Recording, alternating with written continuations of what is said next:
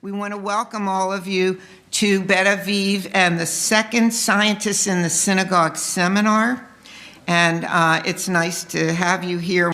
In today's seminar, Rabbi Joseph is going to share how safety in our lives is an important tenet of Jewish beliefs and teaching. That's why I really want you to take those handouts.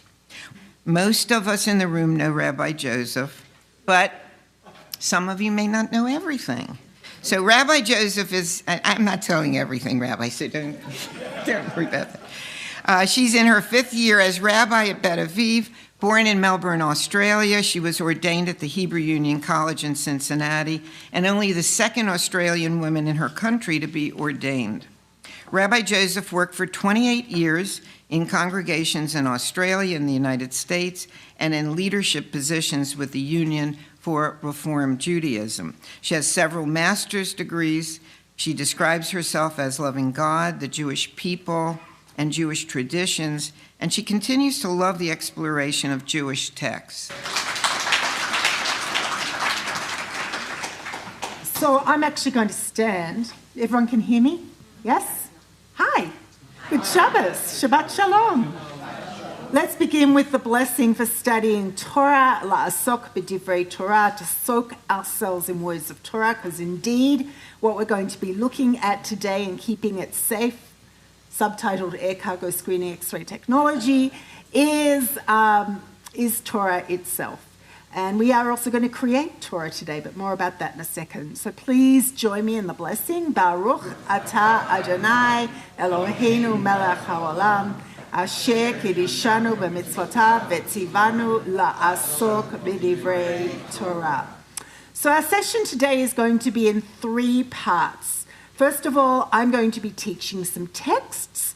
Then Howard is going to be teaching us about air cargo screening and X-ray technology. And then, because there is, as we will learn, very little written about this from a Jewish point of view, we are going to take the texts and try to see if we can figure out, if we were writing a Jewish point of view on this, what the Jewish point of view is. Are you in? Yeah. Excellent. Fantastic. So let's start with text, and I'm going to teach. I'll sit now for this. The first issue we are going to look at in our text is, what does the Bible, what does it, Jewish tradition, have to say about safety, right? And our first verse is from, and I've numbered these, so that should help you find them on the pages. Text number 1 is from the Bible, Deuteronomy chapter 22, verse 8. And because we have people being streamed, I'm going to read the texts, if that's okay with everybody. So what it says is, when you build a new house, you shall make a parapet for your roof. A parapet is a fence, right? So you do not bring blood guilt on your house if anybody should fall from it. So what does this say about safety? Now, remember that often on the roofs of the ancient Israelite houses, they would do things. They would sleep up there. If you remember the story of David looking over from the palace, he saw Bathsheba bathing on the roof. It didn't end up well, right, for her husband. But, you know, so things happened on the roof. What does it say about safety? And remember the roofs in Israel. Who's been to Israel? What shape are the roofs? Flat. We've told you have to put a parapet, a fence. What does it say? What's this text telling us? Think about safety from the very beginning, even before you're built. Right? You need to put on your roof a safeguard, because people are doing things on the roof and you don't want them to fall off the roof. That's not good. Think of Humpty Dumpty falling off the wall, right? Not good. You can break something. And what happens if you don't put that fence on your roof? You are liable. All right, so let's see what the Bible commentators have to say about that. Let's look at Sephono, text number 2 on Deuteronomy chapter 22, verse 8, and first comment of Sephono. He comments on the blood guilt and somebody falling. If it were to happen that someone falls off that roof, you could not have been the indirect cause, seeing you had put up a protective railing. Had you not done so, your family might bear part of the guilt for such a mishap. So by putting a fence on the roof, Sforno is saying, you've created a safeguard, and legally, if somebody falls off your roof, you're not responsible. You're not reliable. You are reliable and you're not liable. Text number 3, page 2. What does Rashi have to say on the same verse? What does it mean, he says, that thou bring not blood upon thy house if any man fall from thence? Another translation, it's a little more old-fashioned, but we get the idea. The words may be taken to mean if he falls from it. This suggests this man deserved to fall to his death on account of some crime he had committed, if you fall from the roof. Nevertheless, his death should not be occasioned by your agency, for meritorious things are brought about through the agency of good men, and bad things only through the agency of evil men. Now, I'm not sure I agree with this theology, right? That only evil people are going to fall off our roof and it was going to happen anyway. But what it does do, right, is it lifts the guilt from you if you've built a parapet. Oh my God, somebody fell off my roof, right? I put the safety in place, but I feel so bad. What this text is saying, don't feel bad. You did everything that you could do, right? I'm not sure I like how it reasons it, but that's what the aim of this piece from Rashi is saying. So it's very clear in our Jewish text that we are responsible for putting a safety in place, at least on a roof. But does it apply to other things? So now we look at Deuteronomy, text number 4, from the Babylonian Talmud. Now we have 2 Talmuds, and we're going to get to another piece of Talmud later. This is the Babylonian Talmud, which was codified in the 5th century of the Common Era. There is also the Jerusalem Talmud, which is codified in the 4th century of the Common Era. Because the Babylonian Talmud was considered for a longer period, it is considered by the rabbis to be the more authoritative Talmud. So what does the Babylonian Talmud say in Bava Kama? It says the justification for this is from the ruling of Rabbi Natan, as it is taught in a Baraita. Rabbi Natan says, from where is it derived that one must not raise a vicious dog in his house, and one must not set up an unstable ladder in his house? The verse states, you shall not bring blood into your house. Remember, that's the end of our Deuteronomy 22:8 verse. I.e., you can't allow a hazardous situation to remain in your house. So it applies not just to a parapet, but from leaving out your ladder or having a vicious dog. As long as the hazard remains, the owner is in violation of this verse, and therefore the court may excommunicate him for failing to remove the danger. So this safety law applies to other things around your house, right? You have to make sure it's safe for someone. I'm sure all the lawyers in the room are going to agree for that in terms of liability, right? My husband's giving me a thumbs up. He says, you've got the secular law right. Now let's look at the Jerusalem Talmud. Remember, it is not as authoritative as the Babylonian Talmud. And it asks the question, what's a house? Which is central when we're thinking about airports, right? So let's go down to the middle of the text. The verse says house. The house is distinguished by the fact that it can be used as a dwelling. Now, what do we do in dwellings? Sleep. What else do we do in dwelling? Eat. Right? That's how a dwelling is defined in Judaism. It's a place where people sleep and eat. Do we do those things in airports? Right? But the question is, do people do it in airports, right?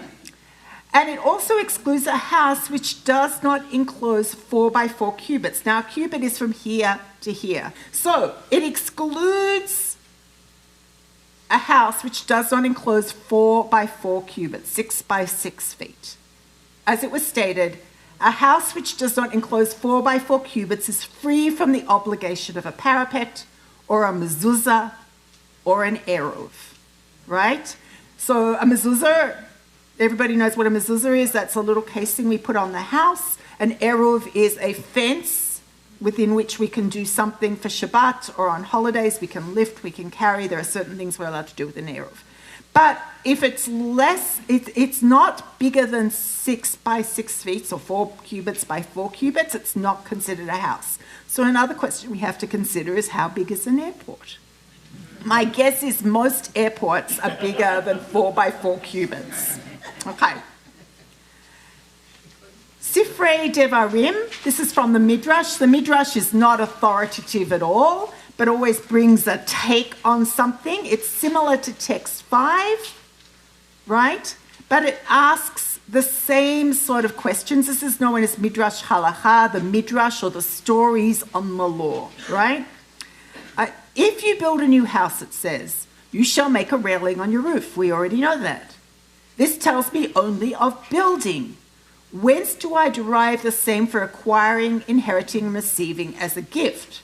And i.e., if I haven't built the house, am I responsible for the safety in it? You buy a house, right? There's no parapet on the roof. Do I have to retrofit a parapet? Right? That's what it's asking. From, and the answer is yes, from Ibid, and you shall not place blood in your house. Right? So in other words, you are responsible when you move into a place to make sure it's safe. The safety guards are there. Whence do I derive the same for a straw bin, a cattle shed, and a storehouse? From if you build, right? In that case, I might think this also includes the building of a gateway, a portico, or a porch. It is therefore written a house. So, it excludes entrances, right? A gateway, a portico, and a porch in terms of safety, but it includes the house. So one of the questions we have to consider is, what is an airport? Is it a gateway? Is it a house? Right? We have some argument for it being a house. We sleep and eat there, right? But how do you get into a country? It is a gateway as well. Just as a house is characterized by being subject to occupancy, right, to exclude forementioned which are not thus characterized. So those are some of the things that we need to consider as we think about what is the Jewish law.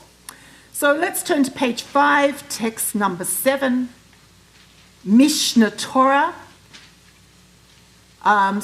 written by Maimonides. It is a positive commandment for a man to build a guardrail on his roof, as it says in Deuteronomy 22:8, and you shall make a guardrail for your roof. This applies with regard to a building used as a dwelling. But for a warehouse or a cattle barn and the like, there's no necessity. Similarly, any building that is not 4 cubits by 4 cubits does not require a guardrail. So we're left with the same idea. This is the law. What is the nature of an airport? Right? How is it a big warehouse? Is it a portico? Is it a house? The Mishnah Torah continues in preservation of life. The height of a guardrail shall not be less than 10 handbreadths. Here's a handbreadth, so you need at least 10 of these. How big do you think that is, Howie? 10 would be about 5 feet. About 5 feet, all right? 4 or 5 feet, we'll go with that, depending how big your hand is. I've got small hands. Right, right. It shall not be less than 10 handbreadths, so a person who might not fall from it. In other words, it has to be high enough that someone's not going to, tip over it. If it's here, you could trip. If it's here, you're not likely to fall over it. A guardrail must be a petition strong enough to enable a person to lean on it without falling. In other words, it has to be not something tenuous, it has to have heft to it, right? So that Barb is not going to fall off. She's got to know that that boundary is there, right? Anyone who leaves his roof open without a guardrail negates the observance of a positive commandment and violates a negative commandment. As Deuteronomy 22 says, do not cause blood to be spilled in your home. The violation of this commandment is not punished by lashes, for it does not involve deed. All right. So we know now more or less what Judaism has to say about safety, but we have some questions, several questions. The first of which is the airport a house? Is it a big barn-like structure? Some of them look like that to me. Is it a gateway? So we've talked about a house as a place you can sleep and you eat, but it's also a gateway to a country, and many of them look like they're just big commercial structures, right?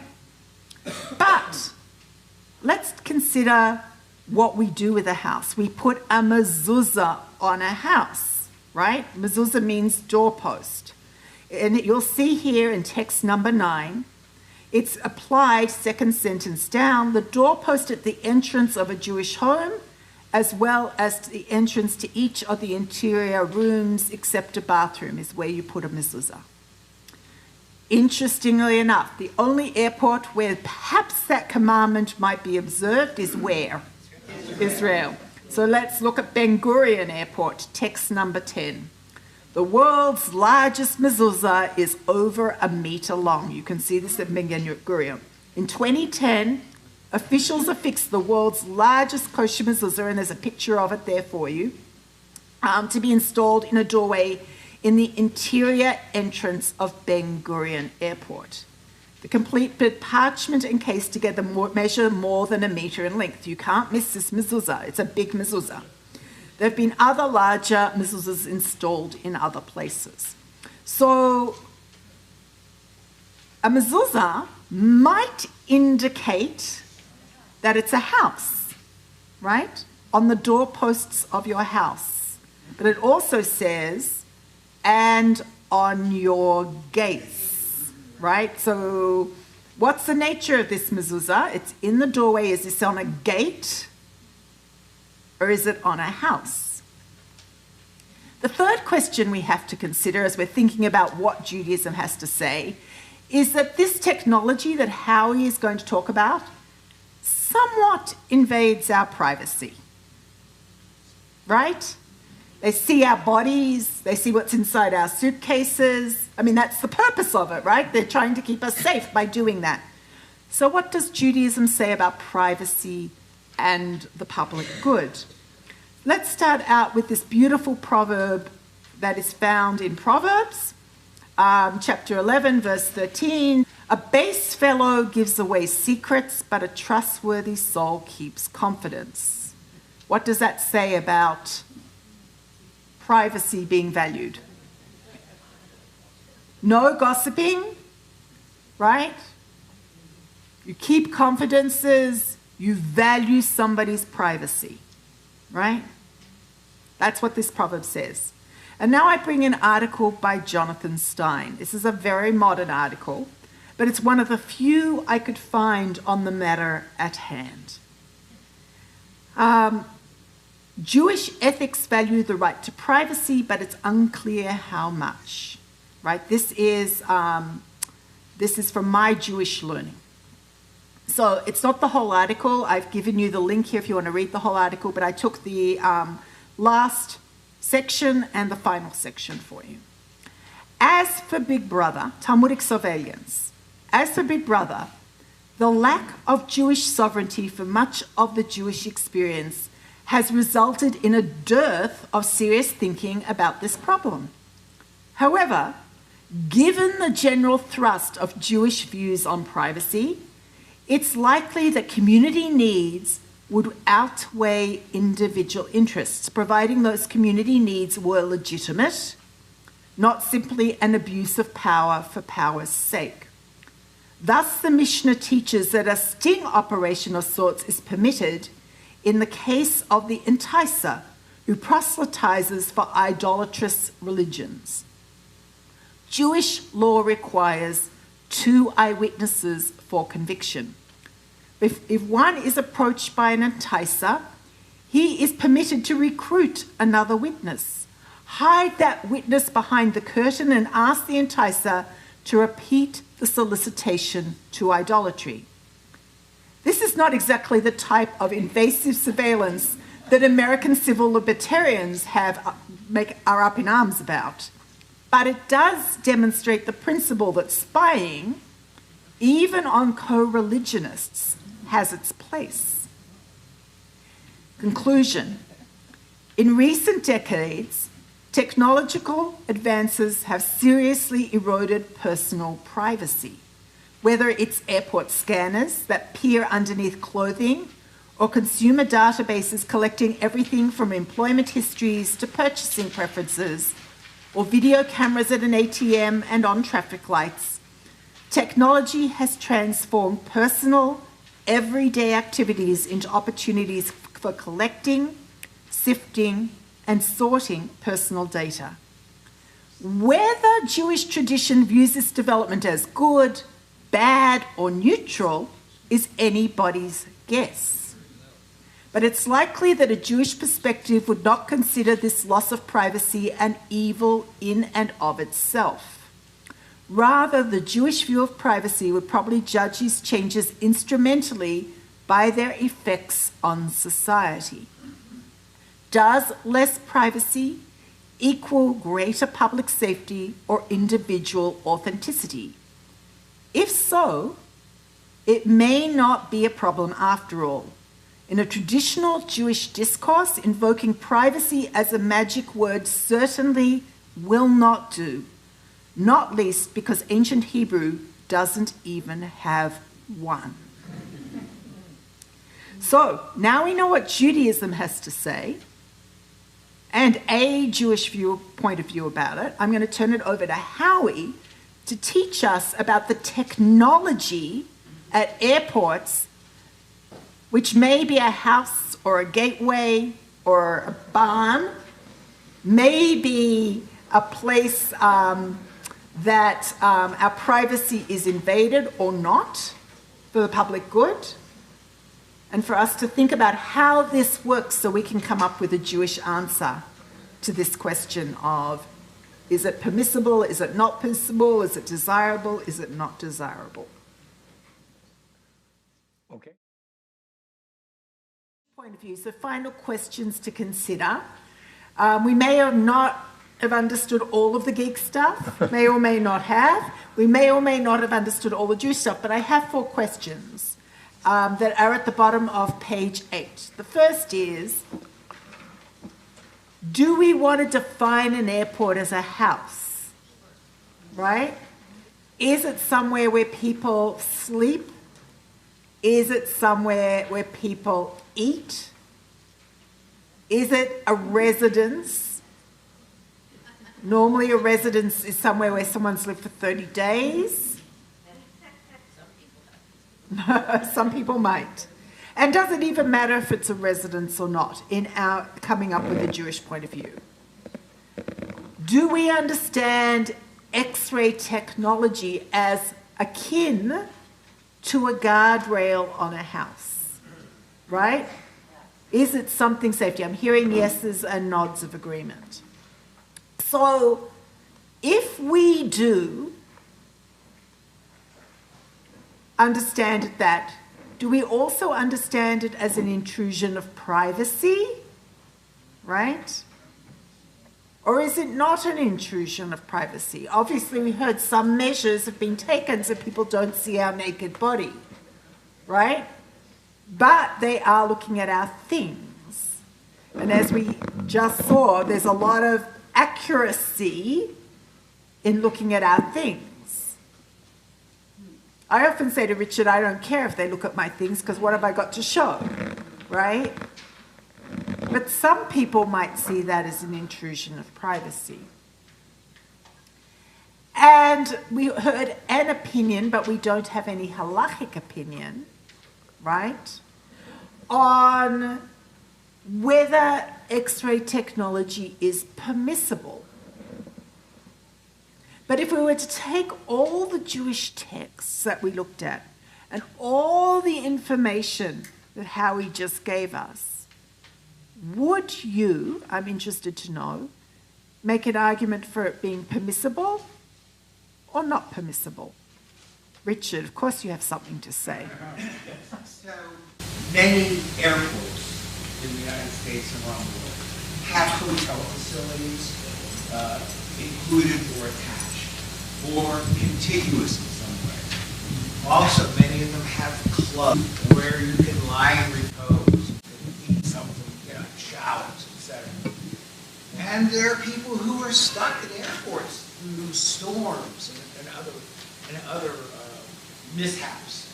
So in a sense, you could know to get there, but you could end up sleeping there. So I would think that part of it would fit in. That would be how I would look at it from that. So you would argue that it is a house at some time, even if it's a temporary house. Why? Even a tent could be a house if it's Right. large enough, right? Right. But remember that a house has to be slept or eaten in for 30 days. Well, there's constantly going on in airports. Which is, all right, so that it's done in stages. Yes, Sally? I think that the individual needs are outweighed by the community needs, the needs for safety. And so in that case, I think that the airport needs to provide the safety to the general and not to me as an individual. I'm willing to give up my individual privacy, and I think other people should. So the community need, which we've made an argument for in our last text here, right, outweighs the individual need in this case. So we need a parapet, which is your X-ray technology, just to make sure that it's safe. That's your argument. Rich? It seems the hang-up is the word house. And so putting it in the context of when the scripture was written, public buildings per se, like an airport or like a governmental building, probably only amounted to a temple, right? Or some sort of public meeting place for services. So I think the idea of house has to be extended beyond scripture in the tradition of Reformed Judaism to fit with modern times. And therefore I don't see a real concern over saying it's an airport a house. It's a public dwelling, it's a public place, and scripture would seem to indicate we should protect ourselves and be safe. Right. So let me repeat for those that are online, because you are not microphoned, that airports aren't known in biblical times. They know about a cow shed, and they know about a portico, and they know about a house, right? But this is a public building that is not known, so we can expand the concept of house to be any buildings that we are in, and therefore there is an obligation of the owner of the house, whether that be the state or the government or whatever, right, to put in public safety, to put in that parapet, right, or that make sure that the ladder is not there, or the biting dog, or the whatever it might be, and we would put things like guns and possible explosives into that category, right, as something dangerous. And so we can enlarge that definition and say that Jewish law would argue that this is necessary, otherwise we are the person that owns the house, the state or the government, is liable if something is to happen. So you've asked us about how what these texts have to say, but I guess the first thing I would think of is what else is there that would speak to this issue, and then it gets away from the issue of whether it's a house. And the second Proverbs text, which says a trustworthy soul keeps a confidence. So that takes you to thinking about you have to decide whether the airport system is trustworthy to keep the confidence. So Howie has certainly kept a lot of confidences in his presentation. So it seems to me that this is another thing that really is related and doesn't get into whether it's house or not. Right. Okay, so that's a fantastic point, right? We assume our TSA agents and the people looking at this technology are not going around saying, hey, guess what I found today in so-and-so's bag, right? That they do keep a confidence of some kind. So there's a level of privacy going on that's I'm assuming is part of the ethics, right? So perhaps our privacy is not being invaded. I think if we were living in another place with different politics, some people might argue that their privacy is being invaded though, right? So, yeah. Well, it's noon. I hope you learned a lot about privacy and learned about houses and parapets. Make sure your houses are safe, my friends.